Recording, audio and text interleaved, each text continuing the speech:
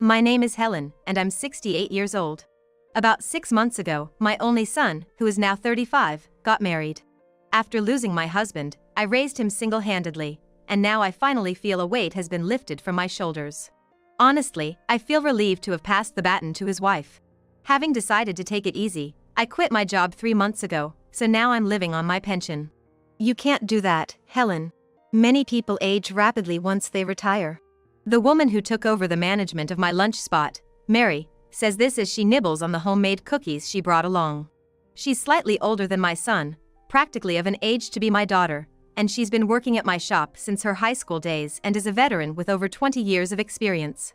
I'll take over the shop if you're going to close it, Mary said, so I happily left it in her hands. It was a shop beloved by the locals for its cheap and tasty homemade-style lunch, and I would have been sad to close it. I knew she would perfectly continue the flavors. Helen, you're not getting off so easily. Please help me think of a new menu for the fall, she said, spreading a thick recipe notebook on the table. Truthfully, I'm glad to be relied upon. Is your son getting along well in his married life? Since we've known each other for 2 decades, she naturally knows my son. I had hoped the two of them would get together, but unfortunately, that didn't happen. Well, I don't want to be a meddlesome mother-in-law, so I'm mostly hands-off. I handed over the 2-bedroom apartment where my son and I had lived to my son and his wife, and now I'm living alone in a studio apartment. My son's wife, Emily, is 32, 3 years younger than my son. They met through a mutual acquaintance and started dating. Not long after our first meeting, Emily mentioned, "This apartment is owned by you, isn't it, Helen? Isn't it a bit cramped for 3 people?" "Yes, it's quite old. Maybe you could rent an apartment nearby," I suggested. "But wouldn't it be financially secure for you to live alone and save on rent?" Emily countered. I married late, and my husband was 10 years older, so we thought we wouldn't have children. My husband was always a bachelor at heart, and the apartment we bought before marriage was just right for 2 people. We lived comfortably together and unexpectedly had a son. We were amazed at how adorable our child was. My husband, thinking about providing for our son, even in his 60s and 70s, was lost in a traffic accident. It happened just when our son was entering junior high school. My husband had thought ahead and had life insurance. Since the accident was entirely not his fault, we received a considerable amount of money, including damages. Considering that I had to live with my son from now on, I decided to start a small lunch shop, leveraging my best skill, cooking. The apartment filled with memories of my late husband is indeed, as Emily said, financially secure for me to rent a studio than for them to rent a whole apartment. After Emily left, I told my son. She's quite straightforward. Then my son says, "Yeah, she is. I'm not really good at reading between the lines, so I like that about her." My son said with a smile. If he's happy with her, I have no objections. Even though the couple cleverly landed a rent-free place, my son offered to pay for my new apartment's rent and help with the move in full. He told me, "Thank you.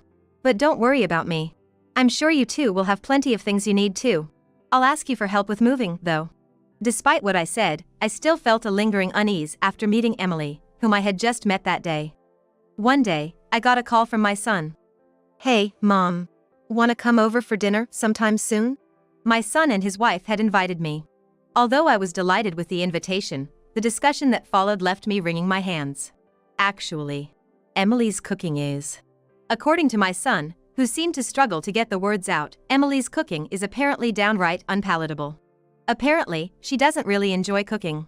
She often resorts to deli food from the supermarket or frozen meals, which, according to my son, is much better than the dishes she makes. At first, my son tried to make various suggestions, like, "I want to eat this, it would be better if you did this," and, "Should I cook?" But every time, Emily would become extremely grumpy. "We used to always have cereal and fruits for breakfast, right? Emily wants energy bars. When I said I wanted to eat fruits for breakfast, she got upset. When I then said, at least let's have cereal, she got even more upset, and the next morning, she silently served Creole without milk." I was at a loss for words hearing my son's lament. Dietary habits and preferences can be tricky. It might be one of the first obstacles a newly married couple encounters. Either way, since my son brought this up, it left me with a headache. "So, when you come over for dinner, could you subtly teach Emily about cooking?" I wasn't thrilled about the proposal. One evening, I was invited over to my son and his wife's place. Seeing my son after several months, I was shocked. He had lost a considerable amount of weight. The situation might be more serious than I thought. Being married for just over half a year, my son must have tried his best to improve their eating habits. His call to me was a distress signal. Their apartment had been remodeled since I lived there, and it felt oddly different. "Welcome, my mother-in-law." Emily greeted me cheerfully. When I handed her the cherries I had brought as a gift, she was delighted and told me, "Please sit and wait. I'll prepare the meal right away." She gave off the impression of a perfect wife. When I saw the dinner menu laid out on the table, I broke into a cold sweat. Fish fries, which are from supermarket deli food. Steaks seemed homemade, but slightly undercooked. Salad from a supermarket. Soup with onion and bacon. Pickles from a supermarket deli. I couldn't understand how, when inviting your mother-in-law over for dinner, the majority of the food could be supermarket deli items. To begin with, this menu is too heavy for a person nearing their 70s. The fish fries, if warmed in an oven with a baking sheet, would come out crispy. But she had heated it in the microwave, so it was soggy. The steaks were predictably undercooked in the center, and the soup had so much granulated soup stock that it was overpoweringly salty. I gently offered advice like, "If you do it this way, it will be much tastier." But she just became more upset. "You might want to grill the steaks a bit more.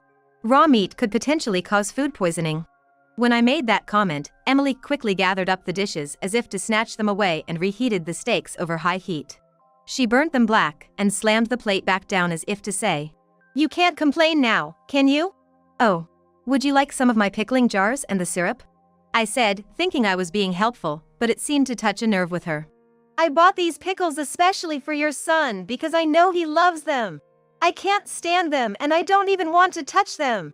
And you're asking me to take care for the stinky pickling syrup every day?" I guess making pickles might be a tough task for someone who doesn't like them. "And you used to feed him packed lunches all the time, didn't you? It's no different from supermarket food, is it?" The truth seemed to be getting sidetracked. Yes, I had fed him lunches from the store I ran, but it was no different from my homemade cooking. "They weren't supermarket lunches, they were homemade lunches from the store my mother run herself. I made sure to clarify that, didn't I?" My son had to explain hastily. "So that's how it is, you're siding with your mother. Fine then. If you don't want to eat, don't." With a shout, she stormed off to the bedroom, leaving my son and I to sigh and stare at the untouched food on the table. "I'm sorry. I upset Emily." When I apologized, my son said, "Am I being too picky? But it's hard when it's every day. I'm really at my limit." He said this with a face half covered in tears. What should I have done? At any rate, it didn't look like my son's eating habits were going to improve. It was worrying, but I was unsure how much I should intervene. A few days later, Emily unexpectedly visited my apartment. "I'm sorry about the other day." I was relieved to hear her apology, as I had thought she thoroughly disliked me. I served some of my best tea and biscuits, hoping to build rapport with my daughter-in-law. "So, I hear you're wealthy, Helen." Emily's comment took me by surprise. I don't know what she heard from my son, but it's true that I have savings. It's money left by my late husband and what I've been saving bit by bit from running the lunch store. "I want to try for a baby. Can you help us out a bit, Helen?" She was 32. I understand her feelings well, as it's a critical age for women. I couldn't refuse when she asked for help. I took out $5,000 from my savings and handed it to her. "I know it's tough, but hang in there as a couple. I was 33 when I had my son, so I understand how you feel." When I said this, Emily grumbled. "Please don't pressure me just because you gave me money." She said that to me. I didn't quite understand why she was upset. "I've heard it's hard for mothers-in-law and daughters-in-law to get along, and it seems it's really true. I'm active on social media, and a lot of people are criticizing you, you know." Emily showed me her phone's screen. This probably happened during our dinner conversation the other day. There were numerous comments supporting her while vilifying me with foul language. I was shocked, but from a glance at the posts, I could tell that Emily had twisted the situation to make herself out as the victim. "Mother and daughter-in-law not getting along, huh?" I don't think it should be like that, but I'm starting to lose confidence that Emily and I can get along in the future. After a while, I called my son to talk about Emily's fertility treatments, and his reaction was surprising. "I don't think she's doing anything like that. She doesn't like kids, and it's not like I'm insisting on having them." I had given her money because she said she needed it for fertility treatments. My son was very surprised to hear this. My son cleared up her misunderstanding and explained to her that I used the money my husband left me to start a small lunch shop, which had become quite popular locally. Emily seemed interested when she heard this and kept asking about my savings.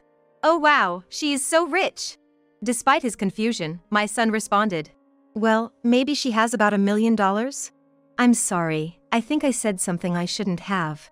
I'll check up on the fertility treatment thing, he said, and hung up. I felt uneasy as days passed without hearing back from him. Then another shocking thing happened. I received a charge on my credit card that I didn't recognize. I don't usually use my card. So I hurriedly checked. I found that my card was missing from my wallet. If I had lost my wallet, that would be one thing, but it's hard to believe that a card I rarely use would just fall out of it. What confirmed my suspicions even more was that the items purchased with that card were high-end branded bags and wallets. Emily must have secretly taken the card from my wallet the last time she visited. Not only did she deceive me into giving her $5,000 under the pretense of fertility treatments, but she also stole my card. This is a bigger problem than just her terrible cooking. I contacted the credit card company to freeze the card. Although family members who misuse a card are not usually held accountable, I couldn't let her keep spending my money. Did knowing I had savings blind her to reason? Originally, she probably wasn't after my property. I was kind of sad, but I couldn't just stay quiet. I was fed up with her cooking, so I reached out to my son in advance. "Why don't you try my homemade cooking once in a while?" When I suggested this, my son seemed more than happy. Emily might be upset again, but is that okay? When I asked him, he replied in a resigned tone. Yeah, I'm kinda at my limit too. I'm ready for whatever happens. The day, I brought all the ingredients to my son's apartment that day and prepared the meal in the kitchen I once knew so well. Emily stayed in the bedroom and didn't help me at all. She was probably writing nasty comments about me on social media again. Ah, delicious. This is it. You would understand if you tried it. My son was delighted to eat my cooking, so much so that one might think he was overdoing it. After all, I had only cooked his favorite dishes. However, after taking a sip of my soup, Emily frowned. Isn't this soup a bit bland? That's because you add too much granulated stock. The problem isn't the stock itself, but rather the quantity. I replied with a stern tone. Predictably, she stubbornly retorted. But it tastes better with more. Even supermarket ready-made food tastes different with a bit of extra effort. It's a lifesaver for busy homemakers. I've been selling boxed lunches for busy people all my life. But you're not working, Emily, so you have plenty of time to cook, don't you? I asked. Caught off guard, she fell silent for a moment, then snapped. I can't make these bland, old people's meals. She spat out her words with contempt. Even my son seemed to lose his temper at this. Or rather, he'd probably been fed up for quite a while. If you say you can't make it, then fine. You probably didn't even want to cook in the first place, did you? This grilled fish, the stuffed bell peppers, the soup, the pickles. They all taste 100 times better than your cooking. Emily, getting an earful from my son, angrily stood up and shouted. Oh, I can't take it anymore. If I knew you were such a mama's boy, I wouldn't have married you. Does a son praising his mother's cooking make him a mama's boy? I stopped Emily as she grabbed her bag and stormed out of the room. Wait a minute. That bag, it's the new product from that brand, isn't it? She flinched for a moment, then replied. Huh? Yes, what about it? She seemed determined to play innocent. You see, I got a bill for a bag from that brand, purchased with my card. I had no idea, so I thought it was strange. I confronted her directly, but she didn't flinch. Huh? Helen, maybe you forgot about your own shopping? It happens when you get older. Ignoring my point, she tried to blame it on my cognitive abilities. My son, who had been silent without understanding the situation, interjected. Hey, didn't you buy a wallet along with that bag? Yes, the charge from the credit company included both the bag and the wallet. It came to a total of $3,000. Hey, why does the bill for your shopping go to my mom? She stole my card from my purse. Upon my revelation, my son slumped his shoulders in dismay. You stole her card? What were you thinking? That's criminal behavior, even if we're family. Even as she was berated by my son, she showed no remorse and shrugged. Oh, come on, I didn't steal it. I just borrowed it. Helen has enough with her pension, right? Money isn't something you can take with you when you die, so it's better to spend it. Her words were no excuse at all, but she didn't seem to think she'd done anything wrong. So, you even lied about wanting to have a baby to squeeze money out of my mom? I wasn't lying. I really did intend to. But it seemed like such a big deal. And it seemed like it would be tough on you too, so I thought you might not want to. Her words were as if she had given up thinking about my son's sake. I wasn't informed of anything. It seemed my son had also realized that talking with her was futile. I didn't care whether my son and Emily had children. As long as my son could live happily with Emily, that would be enough. But it seemed that was an impossible wish. It may be enough for me to live on my pension. Indeed, I do have savings. As I began, Emily's eyes brightened as if she thought her point had been proven. Huh? I told you so, didn't I? I overrode Emily's attempt to interrupt. That money isn't for me. It's for my son and his family. I don't recognize you as family. It's not your money to spend. Her face turned from red to blue, then she retorted. What are you talking about? I'm your son's wife, aren't I? Aren't we family? And she pouted. I couldn't believe she had the nerve to say that. My son slowly began to speak. I don't want to be married to you anymore. Let's get a divorce. At the moment she heard these words, she lost her temper and started screaming. Are you out of your mind? Why are we suddenly talking about divorce? This isn't sudden. I've been thinking about it for months. It's not your fault you're not good at cooking. But you never tried to make an effort, did you? My son must have been really frustrated with his wife's cooking, but you can't get divorced just because someone isn't a good cook. Do you have any evidence that I haven't made any effort? She argued like a school kid. Finally, I couldn't stay quiet any longer. Look, cooking is about considering the person who's going to eat it. It's not about being good or bad at it. There are recipes that anyone can follow to cook a dish. You never even asked me once what your husband's favorite meal is, did you? Also, maybe being bad at cooking isn't a reason for divorce, but the fact that you lied to me to extort money, and that you stole cards to go shopping, are crimes, right? Those are valid reasons for divorce. If my son wants a divorce, I will support him. What's the matter with you two? Like mother, like son.